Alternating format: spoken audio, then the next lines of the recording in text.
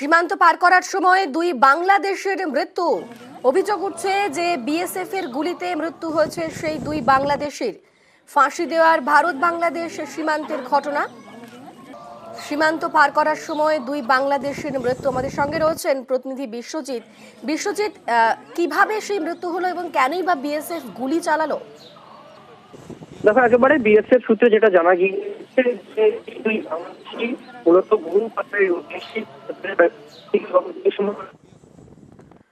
বিশ্বজিৎ, তোমার কথা একেবারেই স্পষ্ট নয়, তুমি স্থান পরিবর্তন করে কথা বলো। যে খবরের দিকে নজর রেখেছি আমরা, সীমান্ত পার করার সময় দুই বাংলাদেশের মৃত্যু এবং ফাঁসি দেওয়ার ভারত বাংলাদেশ সীমান্তের ঘটনা। অভিযোগ উঠছে বিএসএফ এর গুলিতে মৃত্যু হয়েছে সেই দুই বাংলাদেশের। আমাদের সঙ্গে রয়েছেন প্রতিনিধি বিশ্বজিৎ। বিশ্বজিৎ,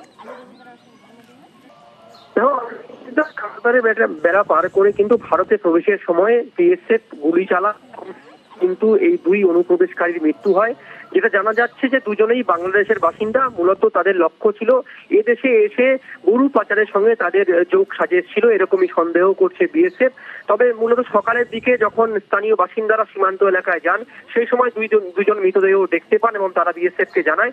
পরবর্তীকালে বিএসএফ এবং ফাঁসি দেওয়া থানার পুলিশ দুজন এই মৃত যুবকদের কিন্তু উদ্ধার করে ফাঁসি দেওয়া থানায় আনে এবং সেখান থেকে ময়নাতদন্তের জন্য পাঠানো হবে। মূলত সীমান্ত এলাকা দিয়ে দীর্ঘদিন ধরেই অনুপ্রবেশের চেষ্টা হয় এবং সেই সময় সীমান্ত রক্ষা বাহিনী যারা বিএসএফ তারা কিন্তু সদা সতর্ক, সেই মতো কিন্তু কালকে সতর্ক ছিল এবং গভীর রাতে এই ঘটনা ঘটে।